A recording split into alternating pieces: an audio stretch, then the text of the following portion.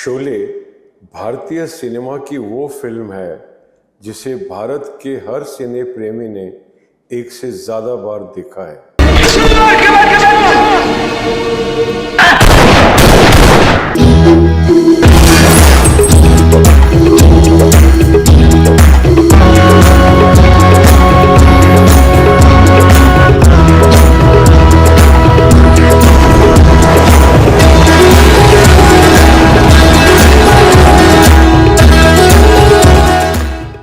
शोले से जुड़ी ढेरों कहानियां हैं जो बेहद रोचक हैं और अनसुनी हैं। इस फिल्म से जुड़े हर शख्स को इंडस्ट्री और जनता की तरफ से बेशुमार प्यार मिला, लेकिन इसी फिल्म से जुड़ा एक शख्स ऐसा भी था जिसे बुढ़ापे में बेतहाशा गरीबी और मुसीबतों का सामना करना पड़ा, और उन्हीं मुसीबतों से लड़ते हुए वो शख्स ये दुनिया भी छोड़ गया। आज शोले फिल्म को इकलौता फिल्म फेयर अवार्ड दिलाने वाले फिल्म एडिटर एमएस शिंदे की कहानी सुनाते हैं आपको। एमएस शिंदे जी ने फिल्म एडिटिंग में अपना करियर 60 के दशक में शुरू किया था। वो नामी प्रोड्यूसर जीपी सिप्पी के साथ जुड़े थे और उनके साथ रहते हुए एमएस शिंदे जी ने उनकी कई फिल्मों को एडिट किया। ब्रह्मचारी, सीता और गीता, शान, शोले और कई दूसरी फिल्में थीं जो सिप्पी फिल्म्स के लिए शिंदे जी ने एडिट की थी। उस जमाने में सिप्पी फिल्म से इन्हें 2000 रुपये महीने की पगार मिला करती थी। सिप्पी फिल्म्स के अलावा भी एमएस शिंदे जी ने दूसरे कई नामी प्रोड्यूसर्स के साथ काम किया। आयस जौहर के लिए बेवकूफ़ एडिट की, सुल्तान अहमद के लिए गंगा की सौगंध एडिट की, और भी जाने कितनी ही फिल्में एमएस शिंदे जी ने एडिट की थी। फिल्म शोले की 3 लाख फीट की फुटेज को एमएस शिंदे जी ने ही एडिट करके 18,000 फीट किया था।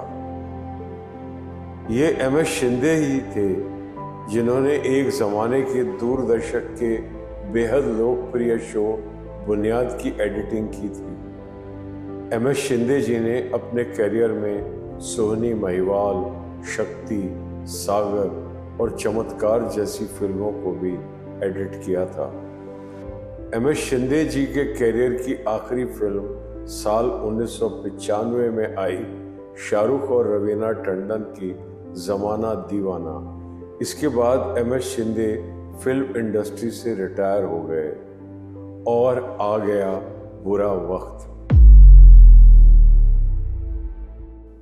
एमएस शिंदे जी का जीवन एकदम सही चल रहा था। वो मुंबई के परेल इलाके की एक बिल्डिंग में मौजूद अपने फ्लैट में अपनी छोटी बेटी अचला के साथ रह रहे थे, लेकिन एक दिन इनकी बिल्डिंग ढह गई। बस यहीं से एमएस शिंदे जी का बुरा वक्त चालू हो गया। बुढ़ापे के चलते बीमार तो वो पहले से ही रहते थे, लेकिन घर तबाह होने के बाद उन्हें धारावी की झुग्गियों में एक कमरे में रहने जाना पड़ा। धारावी में आकर शिंदे और भी बीमार हो गए। उनका ज़्यादातर वक्त अपने बिस्तर पर ही गुजरता था। उनकी छोटी बेटी अचला ही उनकी देखभाल करती थी।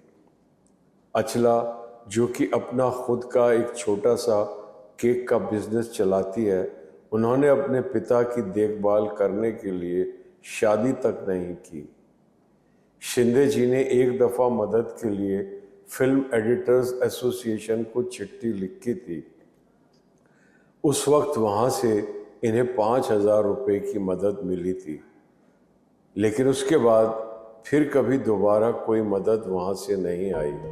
एक दिन किसी ने शिंदे जी से सवाल किया कि वो किसी बड़े स्टार के पास मदद के लिए क्यों नहीं गए। इस सवाल के जवाब में शिंदे जी ने कहा कि एक्टर्स केवल पैसे के लिए काम करते हैं। फिर चाहे वो अमिताभ बच्चन हो, जया बच्चन हो या कोई और हो, वो किसी और की मदद के लिए क्यों काम करेंगे और मैं भी उनसे मदद मांगने क्यों जाऊं। शिंदे के बुरे वक्त में उनकी मदद के लिए तो वो था महाराष्ट्र नवनिर्माण चित्रपट कर्मचारी सेना, जो कि जाने माने पॉलिटिशियन राज ठाकरे जी की पार्टी महाराष्ट्र नवनिर्माण सेना का ही एक हिस्सा है। उनकी तरफ से ही शिंदे जी की आंखों के ऑपरेशन के लिए 51,000 रुपये दिए गए थे और उन्होंने ही शिंदे जी के इलाज के बाकी खर्च भी उठाए। लेकिन फिल्म इंडस्ट्री से कोई भी शिंदे जी की मदद के लिए आगे नहीं आया, जबकि पूरी इंडस्ट्री जानती थी कि MS शिंदे जी काफ़ी बुरे वक्त से गुजर रहे हैं। 28 सितंबर 2012 को बुरे वक्त से जूझते हुए MS शिंदे जी ने ये दुनिया छोड़ दी, मगर अपने पीछे वो अपनी कहानी छोड़ गए, जो ये बताती है कि फिल्म इंडस्ट्री के बड़े बड़े और नामी कलाकार केवल फिल्मों में ही हमदर्द और मसीहा होते हैं।